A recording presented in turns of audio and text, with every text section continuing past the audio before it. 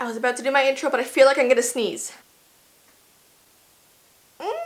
It might have passed. Hey guys, it's Jessie V. So do I have a story for you today? I think the cat's out of the bag. Is that the saying? The cat's out of the bag. But I always said that Ty and I met on an online dating site. And somehow I accidentally exposed that we actually met on Tinder, which I kind of wanted to keep private for, reasons, because Tinder has a little bit of a reputation I didn't want to be involved with, but So now that everyone knows that Ty and I met on Tinder, I guess I can tell you guys some of my crazy Tinder stories, because yes, Ty and I met fairly quickly on Tinder, but there was still like a month where I was using the app where I met some very strange characters, to say the least. And the one that I'm going to talk about in particular today was definitely, I think, the weirdest one. I didn't end up going on a date with him, but my conversation with him was Storytime worthy? But like I mentioned yesterday, today is the day where my episode is released for my 90-year-old roommate. So if you want to see me act, it's really funny. It's a really funny episode. If you guys want to watch it, I will put the episode down below in the description. Definitely go check it out. I can't believe how well it turned out, and I also want to hear what you guys think about it. And the whole series, like the whole 90-year-old roommate series, is just so funny. I think you guys will like it. So link down below if you want to check it out after this video, or if you want, you can pause right now and go watch it right now and then come right back here if you want. They also gave me this 2-minute promo video to show you guys. It kind of shows behind the scenes of the episode being made. So I'm gonna show that right now. It's just 2 minutes long, and then we'll get right into the story time. So here is my episode promo. Hey guys, it's Jessie V. So I am currently on the set of my 90-year-old roommate, and I'm here with...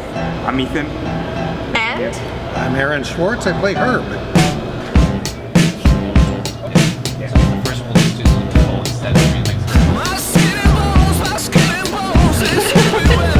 So the show is actually just about young people and old people sort of hanging out together. I live with my 90-year-old grandfather in the show, and in this episode we're all hanging out in a mall, and Jessie works at the juice stand. Yes, I'm a juice lady with a lot of attitude. And I'm not the 90-year-old grandfather. I'm one of his friends. And I come up and ask you for juice, and then everything goes wrong. Yeah, I do not serve him. No, they have a bit of a combative relationship, but it was, you guys had good like on-screen chemistry in that like I hate each other type of way. Yeah, it was fun to play actually. It was fun hitting you. It was. Yeah, I know. Yeah. I'd like a peach and strawberry smoothie. Yeah, no, I spoke to Joe, and I stand with Joe. So when you get off the bench, I will serve you. What the hell are you talking about? It's a sanction thing. I'm sorry. A sanction thing? Yeah, sanction. It's a sanction. Yes. You, the juice girl, are sanctioning me. I am, yes. Me, the buyer of the juice. You give me that now. You're on the bench. You give it to me right now. Nope, get off Please. the bench. So Jessie, have you ever mall walked before in your entire existence? I have walked through them all, but I don't think the way you guys do. You haven't done it as like a planned activity. No. I'm gonna wake up today and I'm gonna walk. No, I have never done that before. I'm intrigued though. Oh wow, seriously? Really? We're gonna match? Yeah, We're gonna match professional. Well, here? you gotta be on the team. All right, all right. You're gonna learn to mall walk. You gotta be properly garbed. Gotta wear the pants too. Okay. You feel the power coming already a little bit? I already feel You very do? powerful. I know it. Yes. It does something to you. It's changing me, I can feel it. Okay, good. That's the way I walk. What's it to you? It's the way I talk. What's it to you? It's how I feel. What's it to you? What's it to you? That's the way I walk. What's it to you? That's the way I talk. What's it to you? It's how I feel. What's it to you? What's it to you? All right, guys, that's it for today. It was so fun being on the set of my 90-year-old roommate. And yeah, I'm just gonna go take this off now, I think. You Thanks, can have guys. it. It's I a can gift. have it? It's a gift. Okay, awesome. Thanks so much. You're welcome. Me too. Alright, so doesn't that look awesome? So if that doesn't make you want to watch it, I don't know what will, but the link is down below. Alright, so I think I signed up for Tinder at the end of January, and I was so iffy about doing this because of all the story times I've seen about Tinder on YouTube and just the reputation, because let's be honest, okay, we're not kidding ourselves here. It is known as like a hookup app, and that's just nothing I've ever been interested in. Even though I was single and like ready to mingle, like I don't know, I wasn't into that sort of thing. Like I'd prefer going to like dinner with somebody or coffee or like a movie, because so many people, we talk for like 20 seconds and then they'd be like, so you want to come over? Do you want to come over right now? And I'd be like, dude, like I only know your first and last name and your favorite color. No. But then I stumbled across this guy that seemed to be pretty nice, you know? Like you can tell from the people who just want to hook up, and you can tell the people who genuinely like want to talk to you and get to know you better. And obviously Ty was the best one at that, but you know, I had to meet people before I met Ty, unfortunately. So I stumbled across this guy, let's call him Roger. I don't think I've used Roger ever in a story time. And to be honest, I don't even remember what his real name was, because this happened like a year ago and my brain just didn't need to remember him, you know? Let's talk about Roger. So I think what first intrigued me about Roger was the fact that when I saw his profile, he had a bulldog as well. And there's something about like people who have bulldogs in the world, we all sort of have like a connection, you know? We're all sort of joined at the heart. If you have a bulldog, you're immediately like my best friend, you know? So I saw he had a bulldog, and in like every picture he was like cuddling it and kissing it, and like I was just like, ooh, I want to meet that thing. So that was sort of the first thing we started talking about, because that was what we had in common. So I was like, oh, I saw you have a bulldog, like I have one too. One is 9 years old. I have another one that I just got. She's just a puppy. And I was like rambling on, and suddenly he was like, oh, the dog, right? You know, I have to be honest, that's not my dog. I just wanted to use it for my profile picture because it looked cute, and I thought that girls would want that, you know? I thought girls would want that. And like after I read that, I was like, ugh. Like my thoughts of him just went like, Like I know you can't like judge a person based on the pictures they decide to like post, but he just admitted to me that the only reason he was cuddling with that dog was so girls would like him. Like poor dog. That poor dog was literally lied to. He thought the cuddling was real love.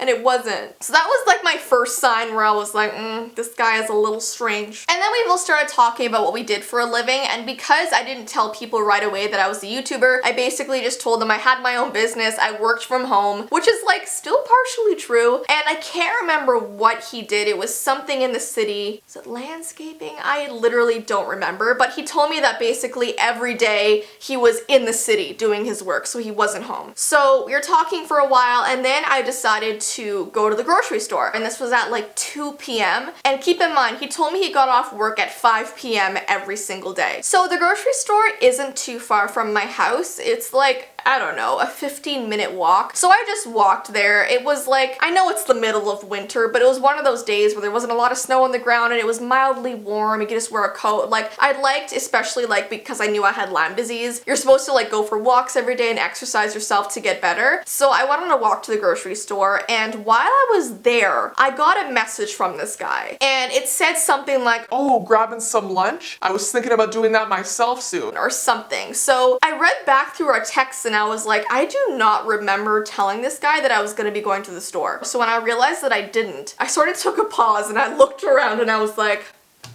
Roger, are you in the store with me right now? Like, how do you know I'm here? And I guess he sort of realized how creepy that sounded because he was like, oh, no, like I was just assuming that you'd be going to get lunch because it's like lunchtime. And I was like, no, it's not. It's 2 p.m. Like, I know some people have lunch at that time, but like 12 is like a normal lunch time, so how did you know I was at the store? And he got really defensive and he's like, I was just guessing that you were at the store. So I was like, okay, and I kind of let it go. So I went and got my groceries and walked back home. And so that was like weird sign number 2 about this guy, alright? He only had 3 strikes and he was close. So later that day, I don't remember what we were talking about, but somehow he brought up like, oh, we live in such a nice area, like I love this place. Blah, blah, blah. He's just talking about our area. And I'm like, okay, I didn't tell you where I lived. Like I told him I lived in Brampton, but I didn't tell him the specific, like which street I lived in, which neighborhood I was in or anything like that. So he was like, oh no, I just assumed you lived on, you know, blank part of the city, like don't you? And I was like, yeah, but I didn't tell you that. Like somehow he knew that as well. And every time I sort of like made it seem like I was slightly creeped out, he'd defend himself and act all like, I'm not creepy, okay? I'm not creepy. I just guess. I have a really good guessing thing going on. So that was like the third weird thing, okay? So by this time, I started to sort of distance myself from talking to this guy because it started to freak me out a little bit. And then this last thing that he said to me, oh my goodness. So usually after dinner, I